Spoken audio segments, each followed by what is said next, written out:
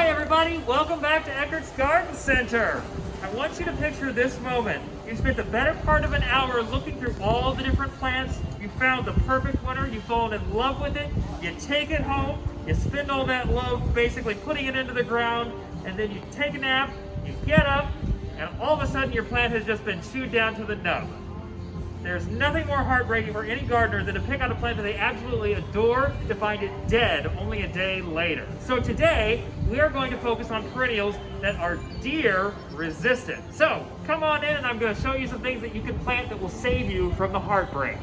The first things I want to show you are for a shade garden. If you look here, we've got just a few things that are perfect to repel deer. So this first one that I want to show you is called Lady's Mantle. And this particular plant, I feel like it's really underrepresented. It's a beautiful plant. It's not as showy and as heart-stopping as some of the other plants out there, but this one deserves a little bit more attention. She does bloom, so you can see from this picture tag, she does have a nice little greenish yellow flower there. So this looks great in a shade garden, and I think it will actually really be a good standout in comparison with some of the more showy things that you might put in there. We also have a ground cover called Pachysandra. Now this only comes in a 6-pack, but this, as you can see, once again, kind of like the Lady's Mantle, doesn't have the showiest flowers, but man, that new foliage is quite pretty. Kind of a nice lemony lime color, and it'll just take over a shade bed. So this is a great deer-resistant ground cover. The next item I want to show you over here, Brunera, also known as Siberian bug loss. I love this plant. The foliage itself is fascinating. It's got all these little silver scales all over it, so it catches light really well and reflects just like a sign. It also, in the spring, will have these delicate little blue flowers. It's commonly called the forget-me-not, but it's not the forget-me-not that you're thinking of. It just has very, very similar flowers. When you feel this plant, it has lots of tiny little spines all over it, and as it matures, it really makes it protected against a lot of predators like deer that would eat this plant down to nothing. So this is a great deer-resistant shade garden choice. Ferns. So most ferns are not fed upon by most deer. They just don't like it. This one in particular, this is a Japanese painted fern. I love this one because not only does it have gorgeous foliage, this one is called Godzilla, and it gets huge. I adore this one, and it came in a little bit late. Normally I don't get a chance to show this plant off because it's gone before we get that far. So this is definitely a good choice. We've also got, so this is a prime example of a blooming astilbe. Astilbe likes kind of moist environments, definitely more of a shade plant. Some varieties can tolerate sun, but definitely default towards shade. As you can see, the flowers on this are just this gorgeous kind of metallic pink, and it's been attracting pollinators of all different sorts. Just a moment ago, there were lots of little hoverflies. It's definitely very eye-catching, and it will look great in your shade garden, and it's protected against deer.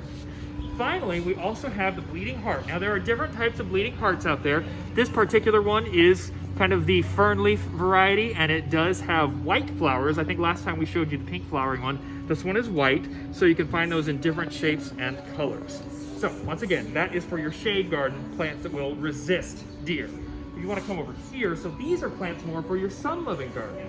The first one that I want to show you, she's not in bloom. She's a little too small to bloom this year, but the Oriental Poppy, the colors on the poppy, most people know poppies because they've received the little fake poppies when they've made a donation before. This particular poppy will be just like that, but gorgeous, deep, luscious red color. And the foliage, as you can see, that has tiny little hairs, a lot like the Siberian bug loss. So they don't feel great against your skin, but they're not quite strong enough to actually penetrate skin, but they will definitely deter deer. The next plant I want to show you, this is Acanthus spinosus. And if you can see, it kind of looks like a thistle. It has lots of sort of little thorny nodes here at each terminal end of the leaves. And if you catch it wrong, it definitely will stick you. But otherwise, it's pretty soft and delicate. I can run my hand across it and it doesn't hurt. This plant does bloom. It'll actually have a very fascinating flower stalk later. So it's not just for foliage. It will be very attractive as well. Moving down the line, this is called a blanket flower. And we get them in different colors. Usually they're either orange, red, or yellow. This particular one is this gorgeous little red color.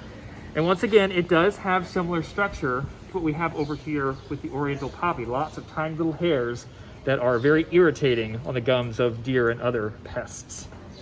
Then over here, so this is a plant that a lot of people already know. This is lamb's ear. Lamb's ear is very soft, velvety, great for kids. It does bloom with these fascinating tiny little blue, or purple, excuse me, purple flowers later. But this plant just isn't one of their preferred, and I think it even shows it on that grower's tag that it is deer and rabbit resistant. Next we have foxglove.